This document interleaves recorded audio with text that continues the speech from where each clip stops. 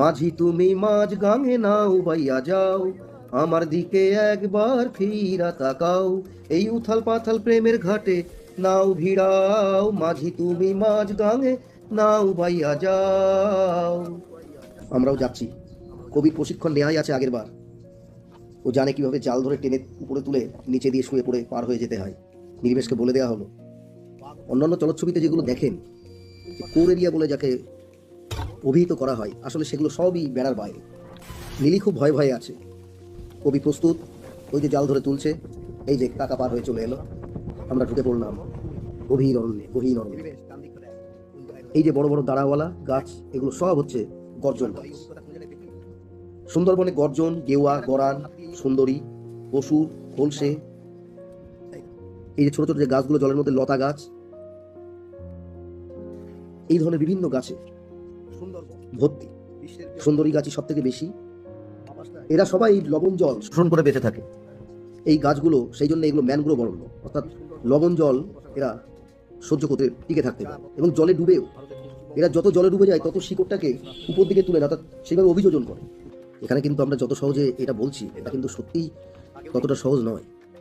খুবই ভয়ের জায়গা। যদি কোনো বাঘ বেরিয়ে আসে, কোনো বন্য হিংস্র প্রাণী, এখানে বাঘই প্রধান হিংস্র প্রাণী, তবে কিন্তু আমাদের বেঁচে ফেরা মুশকিল। প্রায় 10,000 বর্গ কিলোমিটার জুড়ে এই সুন্দরবন, যার 66% রয়েছে পার্শ্ববর্তী দেশ বাংলাদেশের মধ্যে, আর 34% রয়েছে ভারতের পশ্চিমবঙ্গের মধ্যে। পশ্চিমবঙ্গের উত্তর 24 পরগনা এবং দক্ষিণ 24 পরগনা জেলা, আর বাংলাদেশের খুলনা, বাগেরহাট এবং সাতক্ষীরা, এই জেলাগুলির অংশ নিয়ে সুন্দরবন গঠিত, যার একেবারে পশ্চিম পাশে গঙ্গা আর পূর্ব প্রান্তে মেঘনা, যমুনা, পদ্মার অববাহিকা। এই বিপুল পরিমাণে এই যে গঙ্গা এবং এই ইছামতির 2 শাখা নদী কালিন্দী এবং রায়মঙ্গল, তাদেরও অববাহিকা। এই যে বিপুল পরিমাণে জলরাশি, বিপুল পরিমাণে পলি জমা করে করে দীর্ঘ বছর ধরে এই সুন্দরবন গড়ে ওঠা।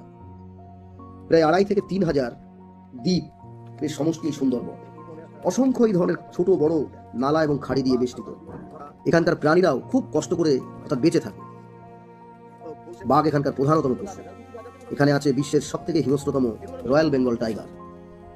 তাছাড়া আছে শুশক, আছে গোসাপ, আছে বুনো শুয়োর, আছে নোনা জলের কুমির, ঘড়িয়াল এবং চিতল হরিণ। শোনা যায়, ইতিহাস বলে যে আগে নাকি এখানে 1 শৃঙ্গ গন্ডার, 12 শৃঙ্গা হরিণ এবং বুনো মোষ ছিল, কিন্তু তারা এখানে বেঁচে থাকতে পারেনি। এখানকার নোনা জল, নোনা হাওয়া এবং এখানকার বিপদসংকুল পরিবেশে তারা নিজেদেরকে বাঁচিয়ে রাখতে পারেনি, তাই অবলুপ্ত হয়ে গেছে। কিন্তু এই প্রাণীরা এখানে তাদের বাঁচিয়ে রাখতে পেরেছে। সুন্দরবনের প্রাণীরা কিন্তু সবাই নোনা জল খেয়েই বেঁচে থাকে। এই নোনা জল তাদের একমাত্র পানীয়। মাঝে মাঝে তারা ভিতরে বিভিন্ন পুকুর মতো করা রয়েছে, যেখানে বর্ষার জল পড়ে সেই জল বৃষ্টি জল, সেই জল মাঝে মাঝে খায়। তাও তার পাশে লবণ দিয়ে রাখতে হয়, কারণ এদের লবণ প্রয়োজন। এইভাবে এরা তৈরি হয়েছে।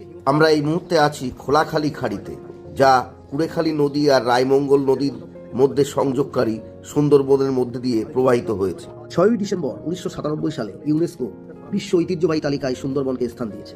সুন্দরবনের উত্তর দিকে জনবসতি, দক্ষিণ দিকে বঙ্গোপসাগর, পূর্ব দিকে পদ্মা, মেঘনা, যমুনার নদী অববাহিকা, পশ্চিম দিকে গঙ্গা, মাতলা, রায়মঙ্গল, কালিন্দী অববাহিকা। কি নিষ্ঠুর! এখানে 453 প্রজাতির জীবের আবাসস্থল। একটা প্রজাপতি খুব সুন্দর দেখতে আমার ক্যামেরার সামনে দিয়ে উড়ে গেল। এখানে বিভিন্ন রকমের পাখি আছে, বিভিন্ন বিষধর সাপও আছে, তার মধ্যে গোকরো, কেউটে এগুলোও আছে। বিভিন্ন প্রকারের মাছ আছে, জানা এবং নাম না জানা। এখন বন দপ্তরের নজরের ফলে, কড়া নজরের ফলে এবং মানুষের একটু সচেতনতার ফলে চোরা শিকার কমেছে। বাঘেরা সেই জন্য আর অকারণে মারা পড়ছে না, এবং চারিদিক দিয়ে বন জাল দিয়ে ঘিরে রাখার ফলে বাঘেরাও লোকালয়ে খুব একটা চলে আসে না। আসলেও বন দপ্তর খবর পেয়ে তাদের উদ্ধার করে নিয়ে যায়। বাংলাদেশে কয়েক বছর আগেও বেশি পরিমাণে এই বাঘ ঠাক মারা যেত, কারণ ওখানে এত তো রক্ষা ছিল না। কিন্তু এখন সেখানেও অনেক সরকারি প্রচেষ্টা লক্ষ্য করা গেছে, এবং যার ফলে বাঘের মৃত্যুর হার কমেছে। তাছাড়া চোরা শিকারীদের দৌরাত্ম অনেক কমেছে। সুন্দরবনের নামকরণ নিয়েও অনেক কথা আছে। বেশিরভাগ জনপ্রিয় সংজ্ঞাটা হলো সুন্দরী গাছের আধিক্য, এবং সেই জন্য এই জায়গার নাম হচ্ছে সুন্দরী গাছ। সুন্দরী গাছ নাম হওয়া সত্ত্বেও সুন্দরী গাছ কিন্তু দেখতে খুব একটা সুন্দর না। তার তুলনায় সব বান, পশুর, গর্জন গাছগুলোই দেখতে আরো বেশি সুন্দর। আর এখানে আছে বাঘেদের থাকার জন্য হেতাল গাছ। এই হেতালের বন, যার বর্ণনা আমরা 4 সদাগরের ওই মনসামঙ্গল কাব্যেও পাই, সেই হেতাল বনের নিচেই কিন্তু বাঘেরা লুকিয়ে থাকে ঘাপটি মেরে থেকে খপ করে শিকারকে ধরে। বাঘ কিন্তু শিকার করে পিছন দিক থেকে, যার জন্য এখানে যারা মৌলিরা অর্থাৎ মধু সংগ্রহকারী এবং কাঁকড়া ধরার লোকেরা যান, তারা অনেকেই বনের ভিতর পিছনে মুখোশ এঁটে যান যাতে বাঘকে ধোকা দেওয়া যায়। কিন্তু বাঘ খুব বুদ্ধিমান, তারা কিন্তু ঠিক বুঝে ফেলে ওর আসল মুখ কোনটা, নকল মুখ কোনটা। যার জন্য এরা কোমরের দিকটায় পিচবোর্ড বা বড় শক্ত কিছু কোমরে বেঁধে নিয়ে যান, যাতে বাঘ কোমরটা লক্ষ্যবস্তু হিসাবে রাখতে না পারে। কারণ কোমর আক্রমণ করলেই সেই লোকের পড়ে যাওয়া ছাড়া কিছু করার থাকে না। বিভিন্ন খাড়ি নীলিমেষ চুপচাপ জিজ্ঞাসা করছে আর বলছে যে চলো ফিরে যায়, চলো ফিরে যায়। এখানে বিভিন্ন খাড়ি, সব খাড়িগুলো বিভিন্নভাবে হয় কুড়েখালি আর নয় ওপাশে রায়মঙ্গলে গিয়ে মিশেছে। এদিকে একদিকে কুড়েখালি, আমরা যেদিক দিয়ে এসেছি, আর আমাদের উল্টো দিকে আমরা যেদিকে যাচ্ছি ওটা হচ্ছে রায়মঙ্গল। এই বনে প্রায় বছরই লোক মারা যায়। এই ধরনের এই বনের মধু সংগ্রহ করার জন্যে, জ্বালানি সংগ্রহ করার জন্যে এবং কাঁকড়া মাছ ধরার জন্য। তা সত্ত্বেও মানুষ জীবিকার টানে এই জঙ্গলের দিকেই ছুটে চলে। নীলিমেষের জোড়াজুড়িতে আমরা আবার ফিরে আসছি। সুন্দরবনকে আস্তে আস্তে বিদায় জানাচ্ছি, আর না আমরা আরো অনেকটা ভিতরে যেতাম, আগের বার যেমন গেছিলাম। এবার অতদূর না হলেও অনেকটা ভিতরেই চলে এসেছি। এই যে বন বেড়াহীন, যে কোনো মুহূর্তে কোনো আক্রমণ করতে পারে, কিচ্ছু করার থাকবে না। যদিও আমরা চারিদিকে সতর্কতার সঙ্গে, আমাদের সতর্ক দৃষ্টি রয়েছে। অস্ত্র বলতে আছে নৌকায় রাখা বেশ কতগুলো বৈঠা।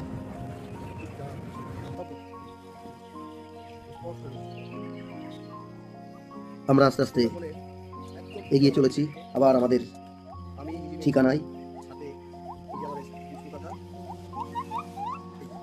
মাঝি কাকা আবার আমাদের নিয়ে আসছে, অনেক বছরের অভিজ্ঞতা এনাদের। ইনি বললেন বাঘের মুখোমুখি হয়েছেন অনেকবার, কিন্তু এনাদের নৌকায় বা নৌকানার সহযাত্রীদের সঙ্গে তেমন ক্ষতি হয়নি। এই হচ্ছে যে গর্জন গাছের কথা বলছিলাম, এই যে বড় বড় শিকড়। আমরা বিদায় জানাচ্ছি সুন্দরবনকে। নীলিমেষ বোধহয় আস্তে আস্তে একটু বল পাচ্ছে, ও মনে মনে ভাবছে যে কখন আমরা জালের উপরে আবার নিজেদের চেনা জায়গায় ফিরে যাব।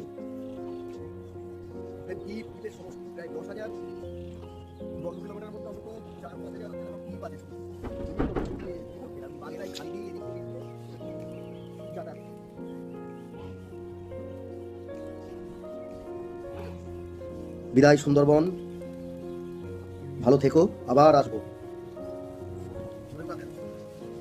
আবার দেখবো তোমায়। সবাই ভালো থাকবেন।